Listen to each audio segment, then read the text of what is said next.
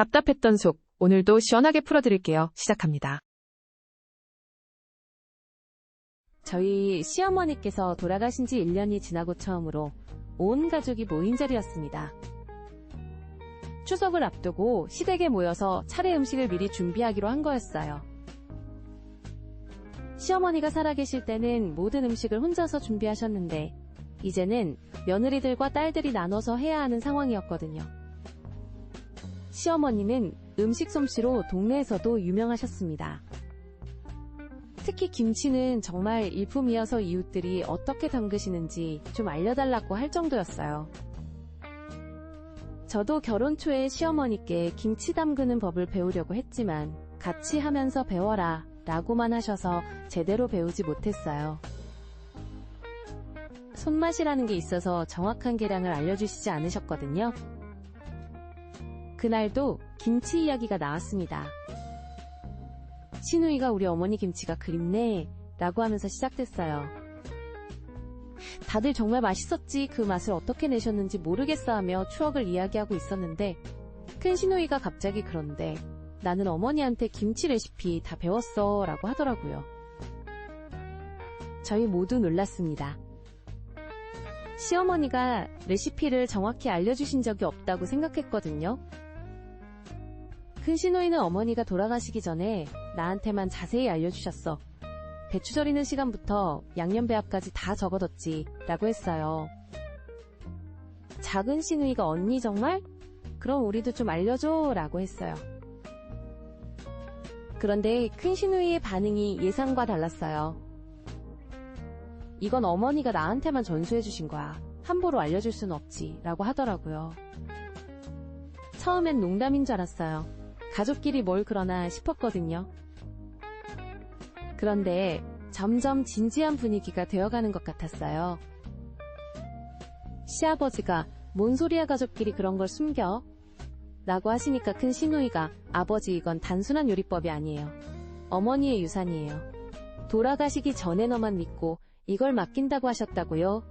라고 했어요. 그러면서 만약에 정말 알고 싶다면 뭔가 대가는 있어야 하는 거 아닌가요? 라고 덧붙였어요. 모든 사람들이 어리둥절했어요. 대가라니 뭘 말하는 건지 이해가 안 됐거든요. 작은 시누이가 언니 무슨 대가? 우리 가족인데 라고 물어보니까 큰 시누이가 가족이라고 해서 공짜는 아니지. 이 레시피로 김치를 담가서 팔 수도 있는 거고 그러면 돈벌이가 되는 거잖아 라고 하더라고요. 저는 정말 당황했어요. 김치 레시피를 돈으로 거래한다는 발상 자체가 너무 낯설었거든요. 더구나 가족끼리요. 남편도 누나 그게 무슨 말이야? 라며 황당해했어요. 시아버지는 아예 이상한 소리 하지 마라 라고 화를 내셨고요. 하지만 큰 시누이는 물러서지 않았어요. 요즘 유명한 음식점들 보세요. 대대로 내려온 비밀 레시피로 장사하잖아요. 우리 어머니 김치도 그런 가치가 있다고요. 동네에서 그렇게 유명했는데 그러면서 만약에 여러분이 이 레시피로 김장업체라도 차리게 되면 어떡해요? 그때는 나도 지분을 달라고 할 거예요 라고 했어요.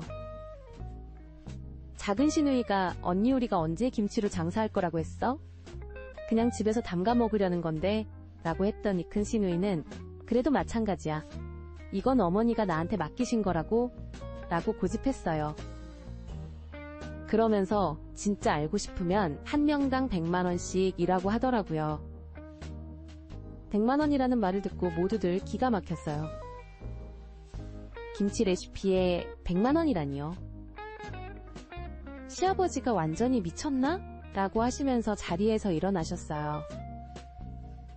남편도 누나 정신 차려라며 강하게 말했고요.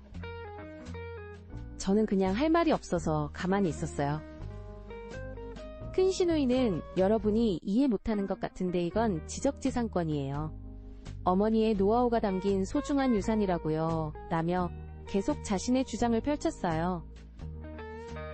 TV에서 보니까 유명한 요리사들도 자신만의 레시피는 공개 안 하더라고요. 그게 자신의 경쟁력이니까요. 작은 시누이가 화가 나서 그럼 언니는 우리를 가족으로 안 보는 거네? 라고 했어요. 큰 시누이는 가족이니까 이런 얘기를 하는 거야. 남남이었으면 아예 안 알려주지 라고 대답했어요. 정말 어이없는 논리였어요. 저는 그때까지 가만히 있다가 조심스럽게 말했어요. 형님 김치는 단순한 음식이 아니에요. 저희 가족의 추억이 담긴 거잖아요. 어머니가 돌아가신 지 얼마 안 됐는데 이런 식으로 하시는 게 맞아요? 큰 시누이는 그러니까 더 소중한 거 아닌가? 아무나 함부로 가져갈 수 없는 거지 라고 했어요. 남편이 더 이상 참지 못하고 누나 어머니가 돌아가시기 전에 정말 그런 말씀 하셨어? 너만 믿고 맡긴다고? 라고 물어봤어요. 큰 시누이가 잠깐 망설이더니 뭐 그런 비슷한 말씀만 하셨어 라고 애매하게 대답했어요. 그 순간 모두들 눈치챘어요. 시어머니가 그런 말씀을 하셨을 리가 없다는 걸요. 시아버지가 너 지금 죽은 엄마 입에 거짓말을 씌우는 거냐 라며 정말 화를 내셨어요. 큰 시누이는 아버지 그게 아니에요 라며 당황했지만 이미 분위기는 돌이킬 수 없었어요.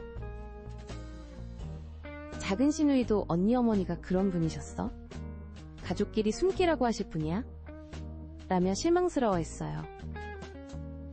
결국 그날은 아무것도 제대로 준비하지 못하고 흩어졌어요. 큰 시누이만 여러분이 오해하고 있어요 라며 억울해했지만 아무도 듣지 않았어요. 저도 집에 돌아와서 남편과 이야기해봤는데 누나가 요즘 경제적으로 좀 어려운 것 같더라고 하더라고요. 큰 시누이 남편이 사업에 실패해서 힘들다는 소문을 들었거든요. 며칠 후 작은 시누이가 저에게 전화를 줬어요. 형님 언니가 나한테 사과했어. 그런데 여전히 레시피는 안 알려준다고 해 라고 하더라고요. 그러면서 사실 인터넷에서 찾아봤는데 어머니 김치랑 비슷한 레시피들이 많더라. 굳이 언니한테 배우지 않아도 될 것 같아 라고 했어요. 저도 그 말에 동감했어요. 김치야. 어디서든 배울 수 있는 거고 꼭 시어머니 레시피가 아니어도 맛있게 담글 수 있거든요. 오히려 이번 일로 큰 시누이에 대한 마음이 많이 상했어요.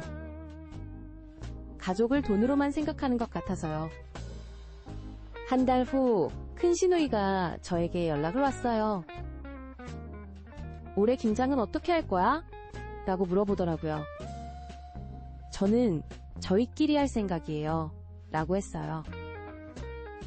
큰 시누이가 그래? 그럼 내가 도와줄까? 레시피도 알려주고 라고 했는데 저는 괜찮아요 인터넷에 좋은 방법들이 많더라고요 라고 대답했어요. 결국 그의 김장은 저희 부부와 작은 시누이 가족만 함께 했어요. 인터넷에서 찾은 레시피로 했는데도 나름 맛있게 됐어요. 시아버지도 이것도 괜찮네 라고 하시면서 드셨고요. 큰 시누이는 혼자서 김장을 했다고 하더라고요. 지금 생각해보면 참 안타까운 일이었어요. 시어머니의 김치 레시피가 중요한 게 아니라 가족이 함께 모여서 김장하는 그 시간과 정이 더 소중한 건데요. 큰 시누이는 그걸 돈으로 환산하려고 하면서 정작 가장 중요한 걸 잃어버린 것 같아요. 요즘도 가족 모임이 있을 때면 큰 시누이는 조금 어색해해요. 그때 일 때문에 다들 거리감을 느끼게 된 것 같거든요. 가족의 전통이나 추억을 돈으로 거래하려고 했던 그 순간이 결국 가족관계에 금이 가게 만든 거죠. 지금도 큰 시누이는 가끔 내가 어머니 김치 레시피 알고 있다고 자랑하듯 말하지만 아무도 큰 관심을 보이지 않아요. 진짜 중요한 건 레시피가 아니라 함께 나누는 마음이라는 걸 다들 깨달았거든요.